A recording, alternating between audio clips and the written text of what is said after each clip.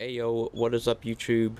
Today I figured that we would do a small first impressions for Remnant 2. As someone who actually thoroughly enjoyed the first game, this is just basically the first game but just with a lot of improvements. Like the fact that they added a whole class system on top of the weapon mod system is really sick. Like it adds a lot more customization with your character. And the classes so far have been really sick. Like there are a lot of cool different classes that you can use, like with the different archetype combinations you can use. Because I remember, like, literally in the first game, we literally only had the weapon mods. It was still fun, but the fact that we now have these different archetypes, I can't really imagine going back to not having them, you know? And yeah, so there are obviously some problems with it. There are some glitches, there are some bugs. Like, for one, for example, I'll show you really quick. And this is one that, like, a decent amount of people have been having, where Cass will just straight up just despawn out of their Ward 13 and then just fuck off over here for some reason. Like, for literally no reason. I'm actually kind of surprised that they haven't resolved this one yet, because this one seems pretty game breaking, because now you literally cannot buy any, you literally cannot buy anything from Cass in your own world. It's actually quite weird. And there were some scrap and XP farm glitches that you could do. I did a video on a scrap farm earlier, but pretty sure they patched that one already. So they did I would like it if they optimized it a little bit more. They did do a little bit of optimization with the first patch, which I will admit did make the game run a little bit better. But I do think that there are still some specific areas in the game that could be optimized a bit better. Specifically Yaesha. I have to admit, Yaesha is probably the one area of the map that that just runs the worst for me. In some areas I even drop to 30 to 40 frames. It's really bad. So yeah, I feel like I've got a pretty decent build going. I'm going for a full summon build with a lifesteal, and I mixed in a bit of bleed into it as well with a merciless and the Ravager's mark. So I'll just quickly load in and then show you guys that real quick, and then yeah, to just show how it plays out. Yeah, so far I'm really liking the summoner and engineer classes. The one other class I want to get is the Archon. It looks like it is so much fun. But yeah, I just haven't got all of the items I need to unlock it yet. So, alright, so this is my build at the moment. I haven't really finalized everything yet, so yeah, we've got Engineer with the Vulcan. I personally think this one is better because it generates a lot of weapon mod energy as well. So yeah, with the Vulcan out as the turret, you're generating a lot of weapon mod power, while gaining a lot of life steal at the same time, since it's technically a summon. And the archetype trait is actually so good. It increases your armor effectiveness by 50%. That sounds so good. And of course, you get the Metal Worker, which is so OP. Increases skill damage by 50% and skill critical chance by 10. And that also gives 50% ammo capacity, 25% max health, and 25% weak spot damage. This is such a good one. This one, I'm not gonna lie, is not that great when you're using it as the turret, because you're usually not gonna be within 2.5 meters of the turret. So yeah, this one is a bit of a waste for if you're having it as a turret. And the same with this one as well. This is only when you're carrying it. So that's another thing that's not great about this class, about this build when you use its turrets. And this is good. Just whenever you use your relic, it replenishes some ammo for your heavy weapons. You know, decent. And then for the summoner, I went for the flyers. I'm just trying to go for like a full range, because I noticed when I used like the hollows or the Reaver, they're constantly getting in the way of when I'm trying to shoot things, and then I'm applying bleeding to them and they're just constantly taking damage. So that's why I went for the flyer, so they're more long ranged attacks. And again, skill damage and skill critical chance while a minion is active, so that's really good. So that's really good, because we're having our minions active pretty much all the time. This one is pretty good. Just whenever your minions die, it'll give you a healing aura, which is, you know, always appreciated. This one is a bit of a waste, because we're not really going to be sacrificing our minions. And we to be fair, we've already got plenty of life steal as it is. And Insight is also good, where using a relic will give minions 5% max HP per second, increase their damage dealt by 15%, and crit chance by 15% for 30 seconds. And the trait tree is so good for this. Just health regen, that's really good. So that's the archetypes that I went for and how I built those. I'm being pretty plain. I just went for the Fey Royal set, like the full set. I'm using the Void Heart with melee damage. Oh wait, no wait, why am I using melee mods? Wait, what?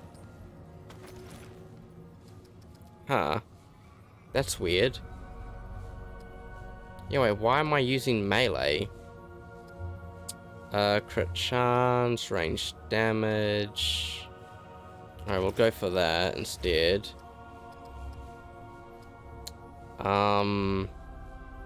Casting speed.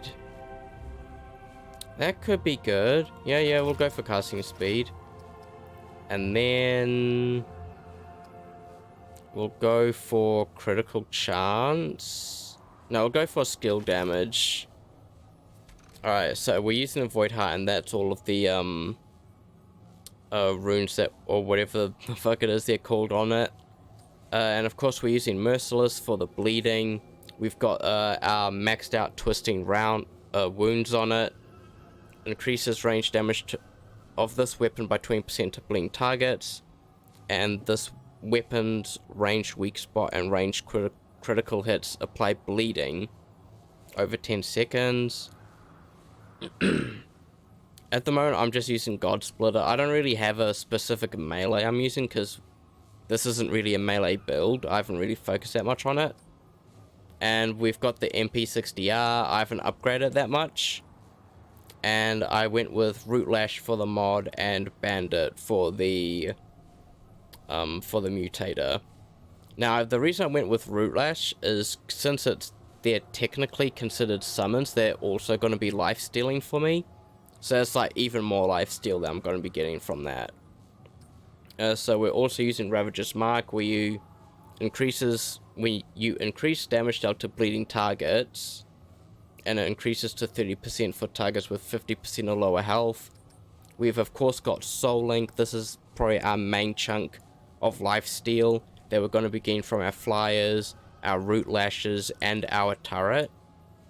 I went for Illumni Ring for the extra bleed damage, and the Stone of Balance just for a flat 7% increase to all damage, and I went for the Cataloger's Jewel for that passive mod power generation.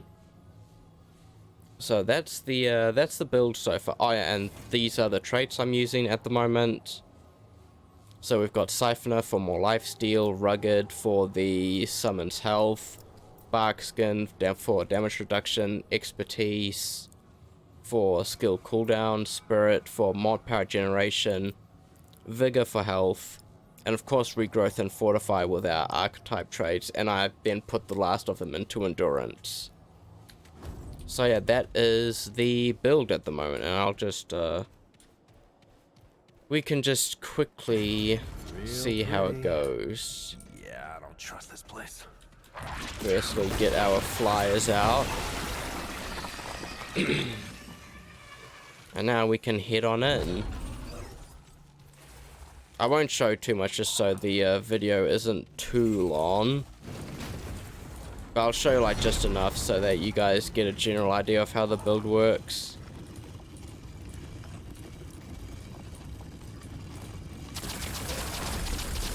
I did notice when because I haven't hopped on in a while, the Merciless did seem to be doing less damage than it was earlier. It is still doing a good amount of damage, but yeah, it does seem to be doing less than it was before though. Like, yeah, the damage numbers were a lot less than they were before I hopped back on.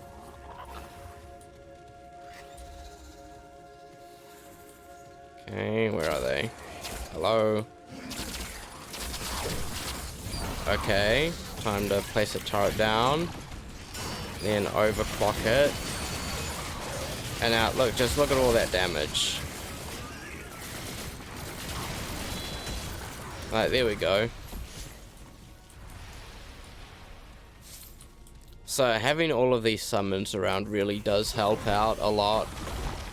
Oh wait, where are they? Hello? So you see that, like, that's a lot of bleed damage. Hello? Alright.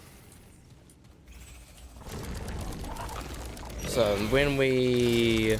Oh no, hold on, let's take that back so we can place it down somewhere else.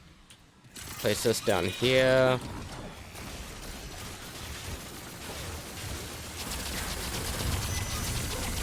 Okay, we'll apply the bleeding.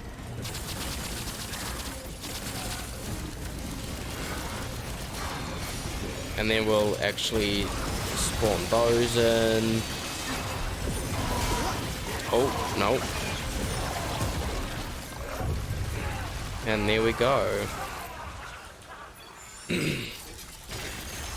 So that's generally how the build is working at the moment. This looks important.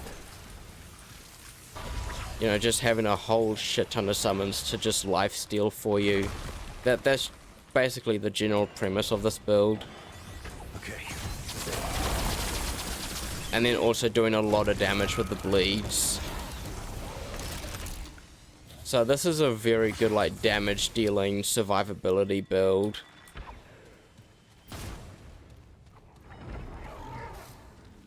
Where are they?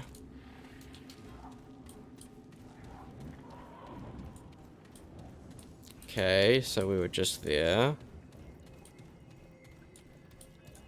Let's keep going down.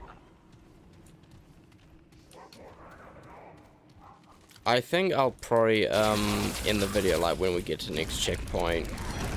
Oh no. Like, look at that, that's so much damage. Like, to be fair, like, this is only veteran, but it is still a good amount of damage.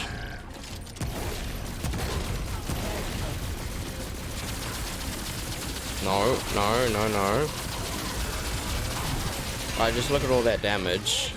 And that's like not even including all the damage I'd be getting from the flyers.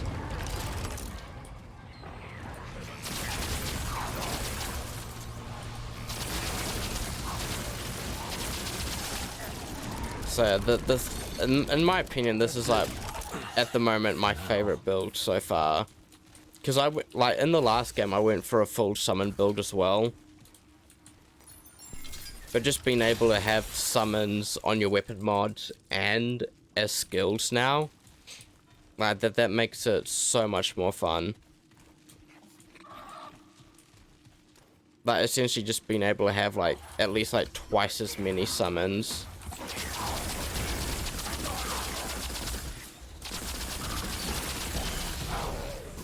Here we go. Hello. There we go. So I'll probably end it there for today, guys.